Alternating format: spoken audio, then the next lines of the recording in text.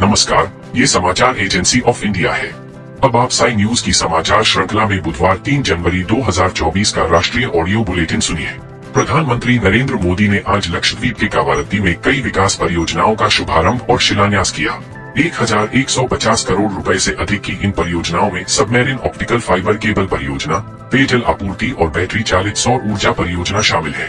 कोच्चि और लक्षद्वीप के बीच submarine optical fibre संपर्क दूर दराज के द्वीपों में रह रहे लोगों के लिए महत्वपूर्ण साबित होगा और उन्हें तेज इंटरनेट सेवा उपलब्ध होगी। इससे इंटरनेट गति 100 गुना बढ़ोतरी के साथ 1.7 गीगाबाइट प्रति सेकेंड से बढ़कर 200 गीगाबाइट प्रति सेकेंड हो जाएगी।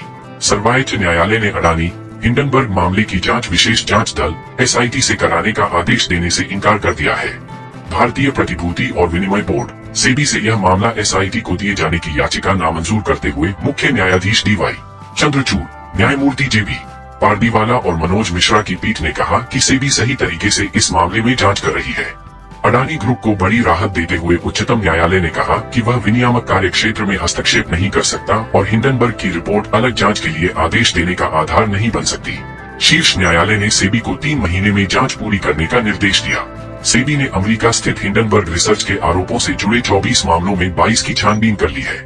शेष 2 मामलों की जांच के लिए सेबी को 3 महीने का समय दिया गया है।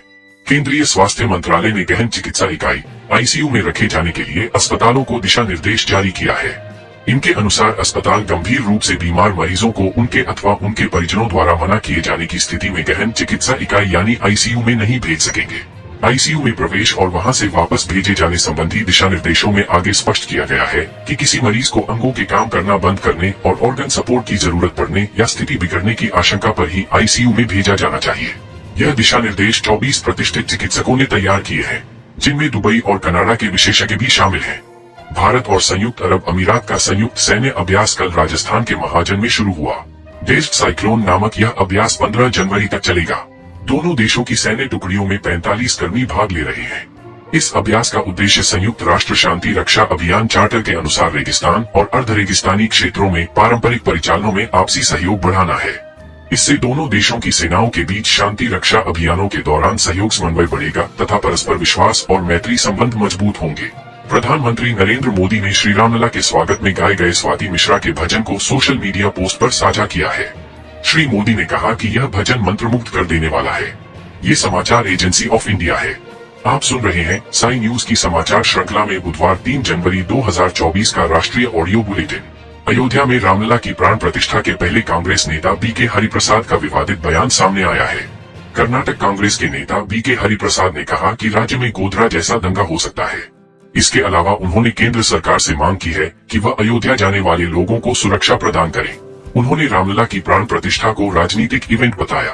कांग्रेस नेता ने कहा, यह सरकार की ड्यूटी है कि वह लोगों की जान और माल की सुरक्षा करे। अयोध्या में 22 जनवरी को राम मंदिर में आयोजन होने के दौरान कर्नाटक में गोधरा जैसा दंगा हो सकता है। उन्होंने कर्नाटक की सिद्धारमैया सरकार से कहा कि उसे अलर्ट रहना चाहिए, क्योंकि 2002 में गुजरात में भी ऐसे ही एक कार्यक्रम के दौरान कार सेवकों को गोधरा में जिंदा जला दिया गया था। कांग्रेस नेता के इस बयान पर विवाद होना भी तय माना जा रहा है। दरअसल कर्नाटक में पहले ही हिंदू एक्टिविस्ट श्रीकांत पुजारी की गिरफ्तारी पर बवाल मचा हुआ है। 60 साल के पुजारी को कर्नाटक पुलिस ने शुक्रवार को हुबली में 1992 में हुए दंगों के मामले में अरेस्ट किया गया। ये दंगे अयोध्या में बाबरी ढांचे के ध्वंस के बाद भड़के थे। इसके चलते राज्य में बवाल मच गया है और भाजपा ने इसे हिंदुओं के उत्पीड़न की कोशिश बताया है। नए साल की शुरुआत में मध्य प्रदेश के कूनो नेशनल पार्क से खुशखबरी आई है। यहाँ मादा चीता ने 3 शावकों को जन्म दिया है। मादा चीता आशा ने कूनो पार्क में 3 शावकों को जन्म दिया है। तीनों शावक अभी स्वस्थ बताए जा रहे हैं। कूनो नेशनल पार्क में 17 सितंबर 2022 को 8 चीते लाए गए थे। यह सभी चीते नामीबिया से लाए गए थे। मादा चीता आशा उन्हीं में से एक है। अब यहाँ चीतों और शावकों की कुल संख्या 18 हो गई है। केंद्रीय पर्यावरण मंत्री भूपेंद्र सिंह ने कूनो नेशनल पार्क में जन्मे चीते के 3 शावकों का एक वीडियो भी शेयर किया है। इसमें 3 शावक स्वस्थ नजर आ रहे हैं और उन्हें चहलकदमी करते भी देखा जा सकता है। इन नन्हे मेहमानों के इस दुनिया में आने की सूचना केंद्रीय वन एवं पर्यावरण मंत्री भूपेंद्र यादव ने ही सोशल मीडिया पर शेयर कर दी है। अपने एक्स पोस्ट पर मंत्री यादव ने लिखा, जंगल में म्याऊं। यह बताते हुए खुशी हो रही है कि कूनो नेशनल पार्क ने 3 नए सदस्यों का स्वागत किया है। शावकों का जन्म नामीबियाई चीता आशा से हुआ है। उन्होंने इसे देश में शुरू किए गए चीता प्रोजेक्ट की बड़ी सफलता बताते हुए प्रधानमंत्री नरेंद्र मोदी को बधाई दी है। लोकसभा चुनाव की तारीखों का ऐलान जल्द हो सकता है। 7 जनवरी से 10 जनवरी तक चुनाव आयोग राज्यों का दौरा करने वाला है। माना जा रहा है कि आंध्र प्रदेश और दक्षिण के दूसरे राज्यों का दौरा पहले किया जाएगा, उसके बाद दूसरे राज्यों तक जाने की तैयारी है। ये एक औपचारिक प्रक्रिया है जो हर बार लोकसभा चुनाव से पहले की जाती है। ये समाचार एजेंसी ऑफ इंडिया है। आप सुन रहे हैं साई न्यूज की समाचार श्रृंखला में बुधवार 3 जनवरी 2024 का राष्ट्रीय ऑडियो बुलेटिन।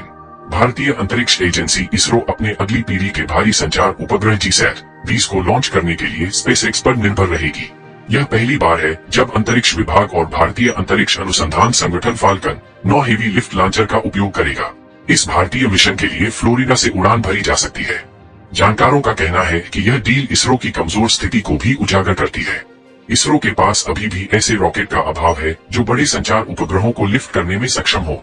इसरो के अध्यक्ष एस सोमनाथ का कहना है कि भारत को स्पेसएक्स के पास जाना पड़ा क्योंकि समय पर कोई अन्य रॉकेट उपलब्ध नहीं है।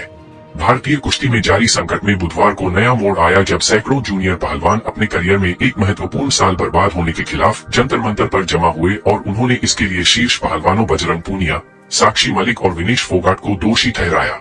बसों में भरकर जूनियर पहलवान उत्तर प्रदेश, हरियाणा और दिल्ली के विभिन्न हिस्सों से यहाँ पहुँचे। इनमें से करीब 300 बागपत के छपरौली के आर्य समाज अखाड़े से थे, जबकि कई नरेला की वीरेंद्र कुश्ती अकादमी से भी थे।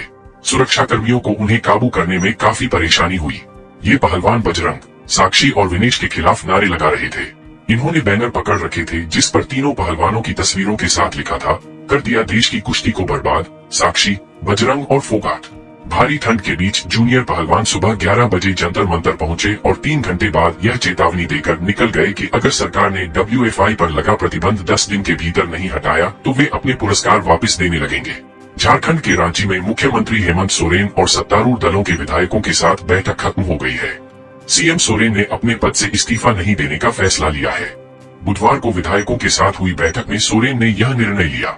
बैठक के बाद कांग्रेस विधायक प्रदीप यादव ने कहा कि मीटिंग में 43 विधायक थे और जो बात सामने आई है वो ये कि आज भी हेमंत सोरेन सीएम है और आने वाले दिनों में भी वो ही सीएम रहेंगे। दरअसल ईडी की ओर से जमीन घोटाला मामले में 7वां समन मिलने के बाद से ही इस बात की चर्चा हो रही थी कि सोरेन इस्तीफा देंगे और अपनी पत्नी कल्पना सोरेन को सीएम बनाएंगे। हालांकि सोरेन ने इस्तीफा नहीं दिया। सोरेन ने साल 2019 में मुख्यमंत्री की शपथ ली थी। विधायकों के साथ बैठक से पहले सोरेन ने कहा था, मेरी पत्नी के विधानसभा चुनाव लड़ने की संभावना बीजेपी की कल्पना है।